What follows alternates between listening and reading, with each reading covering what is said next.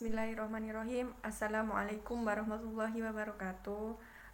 Di sini saya Ririn Mukaromah dan NIM saya 933803317. Di sini saya menjelaskan tentang surat As-Sajdah ayat 5 sampai 7, penafsiran menurut Quraisy Shihab. Demi memenuhi tugas tafsir multimedia, saya di sini sedikit menjelaskan tentang biografi dari Quraisy Shihab sendiri. Quraisy Shihab sendiri itu nama lengkapnya yaitu Dr. Andes Haji Muhammad Quraisy Shihab. Beliau adalah putra dari pasangan Abdurrahman Shihab dan Asma Aburis. Ayahnya merupakan keturunan dari keluarga Arab. Beliau lahir di Rapang, Sulawesi Selatan pada tanggal 16 Februari 1944. Quraisy Shihab itu pendidikan sekolah dasarnya itu di Ujung Pandang, lalu memasuki sekolah menengah di Pondok Pesantren Darul Hadis Al-Faqihah, Malang, Jawa Timur pada usia 12 tahun. Quraisy Shihab adalah ulama Indonesia pertama yang mengambil konsentrasi tafsir Al-Quran. Jika biasanya sebagian besar ulama memilih mempelajari fikih dan hukum Islam, tetapi Quraisy Shihab memilih jalan hidupnya sebagai seorang tafsir Al-Quran.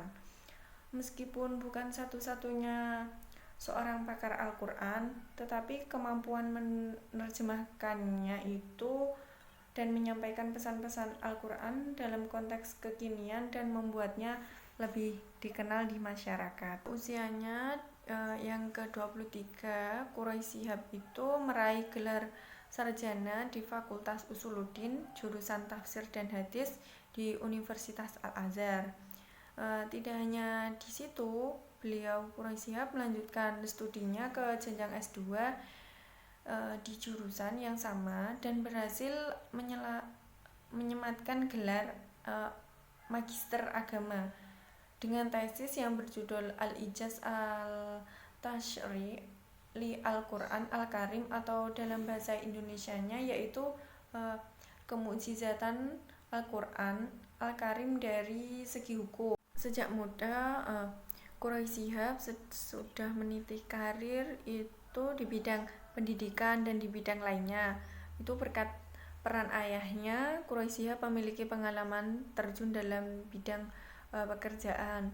Setelah beliau menjabat sebagai wakil rektor, Quraisy Shihab resmi bergabung sebagai tenaga pendidik di IAIN Jakarta, mengajar bidang tafsir Al-Ulum Al-Quran di program S1, S2, dan S3 pada tahun 1998. Di samping pekerjaannya itu sebagai dosen, Quraisy Shihab juga menjabat sebagai rektor kampus di situ selama 2 periode yang berturut-turut hingga 1998. Selain itu, Quraisy Shihab juga kerap aktif dalam penulis hingga menghasilkan beberapa buku tentang Islam yang terkenal. Melihat dari potensi Quraisy Shihab, kemudian beliau diangkat menjadi Menteri Agama Republik Indonesia pada kepemimpinan Presiden Soeharto. Sebenarnya itu karya-karya beliau itu banyak, tapi hanya saya mengambil 2 karya, yaitu Membumikan Al-Quran dan Studi Kritis Tafsir Al-Manar. Dalam tafsir Al-Misbah sendiri, Quraisy Shihab itu mengambil metode dengan metode tahlili. Ayat yang saya ambil itu As-Sajdah ayat 5 sampai ayat 7. Yang pertama yaitu ayat 5. Bismillahirrahmanirrahim. Yudabbirul amra minas samai ilal ardi summa yakhruju ilaihi fi yaumin kana miqdaruhu alfa sanatin mimma ta'udun. Dan artinya dia mengatur urusan dari langit ke bumi, kemudian urusan itu naik kepadanya dalam 1 hari yang kadarnya adalah 1000 tahun dan menurut perhitungan. Keenam yaitu bismillahirrahmanirrahim. Dalikal alimul ghaibi wassahadatil azizur rahim. Yang artinya yang demikian itu ialah Tuhan yang mengetahui yang goib dan yang nyata, yang maha perkasa lagi maha penyayang.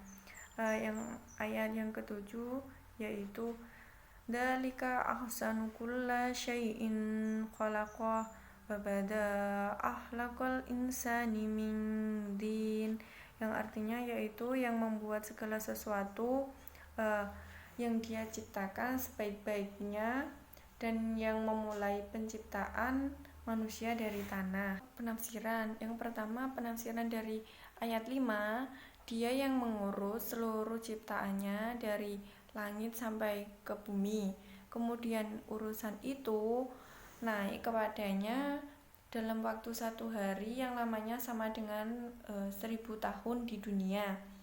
Yang kemudian ayat 6 penafsirannya yang berbunyi yang bersifat sebagai pencipta dan bersemayam serta mengurus itu adalah Allah yang mengetahui apa yang terlihat dan apa yang tidak terlihat oleh ciptaannya.